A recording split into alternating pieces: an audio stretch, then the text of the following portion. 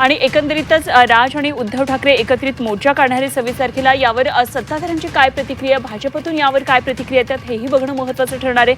अतुल भातखळकर जी आपल्याबरोबर आहे, जाणून घेऊया त्यांची प्रतिक्रिया। अतुलजी, एक महामोर्चा निघणार आहे 26 तारखेला ठाकरे बंधूंचा, आणि हा मोर्चा कुठल्या पक्षाचा, कुठल्या राजकारणासाठी नाही तर आपल्या विद्यार्थ्यांसाठी असल्याचं त्यांनी म्हटलेलं आहे। तुम्ही कसं पाहता या मोर्चाच्या घोषणेकडे? हो, असं त्यांनी जरी भले म्हटलं असेल की हा कुठल्याही राजकीय पक्षाचा मोर्चा नाही, तरी सुद्धा विद्यार्थ्यांच्या प्रश्नावर स्वतःची राजकीय पोळी भाजण्याकरता हा मोर्चा आहे। हे न ओळखणे की जनता दूधखळी नाहीये, आणि त्यामुळे हे केवळ आणि केवळ जनतेने नाकारलेले पक्ष विद्यार्थ्यांच्या प्रश्नावर स्वतःची राजकीय उभारी घेण्याचा हा प्रयत्न करतायत, एवढाच या मोर्चाचा अर्थ आहे। विद्यार्थ्यांचे प्रश्न सरकार क्षमतेने सोडवत आहे, संवेदनशील आहे सरकार, आणि त्याच्यामुळे राजकारण करण्याचा हा प्रयत्न आहे, एवढाच त्या मोर्चाचा अर्थ आहे। बरं, त्यांनी फडणवीसांना सुद्धा आमंत्रण दिलेलं आहे मोर्चामध्ये सहभागी व्हायचं असेल तर, या कारण हा तिरंग्याखाली मोर्चा निघणार आहे असं त्यांनी सांगितलंय। उभाठाला म्हणावं की मोर्चा काढण्याच्या आधी केंद्र सरकार संसदेत चर्चा करायला तयार आहे, त्याच्यात तर सहभागी व्हा।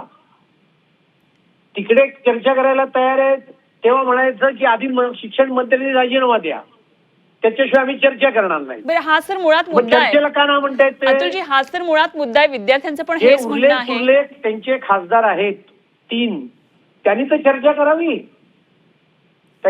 करावी। पण विद्यार्थ्यांचं म्हणणं ऐकलं जात नाहीये, आणि त्यामुळे हे सरकार आता आपलंसं वाटत नाही असं त्यांचं म्हणणं आहे। म्हणून म्हटलं की ते अत्यंत विरोधाभास असलेली स्टेटमेंट करतायत।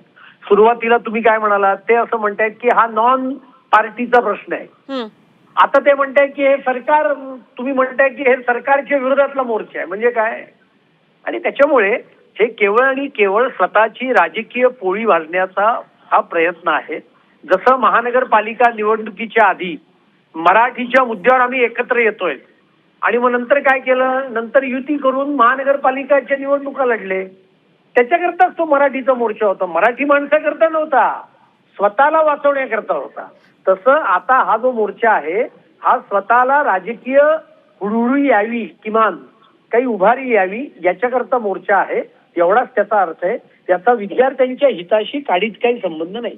बरं अतुलजी, आता तुम्ही म्हटलात की विरोधकांना पोळी भाजून घेण्याचा हा सगळा प्रयत्न आहे, पण हा जो स्पेस दिला जातोय तो पण सत्ताधाऱ्यांकडून, सरकारकडूनच दिला जातोय। विद्यार्थ्यांबरोबर जर चर्चा केली असती, राज ठाकरे पण आता म्हणाले, आणि अनेक विद्यार्थ्यांचं पण म्हणणं आहे, जर पहिल्याच दिवशी, पहिल्या 2 दिवसातच जर चर्चा झाली असती तर इथपर्यंत जाण्याची वेळ नसती आली। हा स्पेस सुद्धा सत्ताधारीच तर देतात।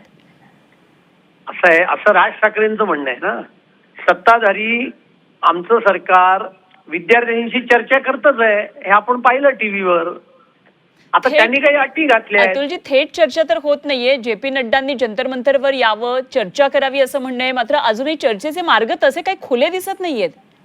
मुद्दा काय आहे, मुद्दा चर्चा करायला सरकार तयार आहे की नाही हा मुद्दा आहे। तर सरकार तयार आहे, संसदेत पण तयार आहे, आणि त्या ठिकाणी विद्यार्थ्यांच्या बरोबर सुद्धा चर्चा केली। मग त्याच्यानंतर भूमिका काय घेतली गेली की आता तुम्ही जंतर मंतरवर या तर आम्ही चर्चा करू। आणि त्याच्यामुळे संसद हे देशाचं सर्वोच्च व्यासपीठ आहे, त्याच्यामध्ये सरकार कितीही वेळ चर्चा करायला तयार आहे, कुठल्याही नियमाच्या अंतर्गत सरकार चर्चा करायला तयार आहे। असं असताना चर्चा नाकारायची, चर्चेला विरोध करायचा आणि मोर्चे काढायचे, हे केवळ आणि केवळ राजकारण आहे।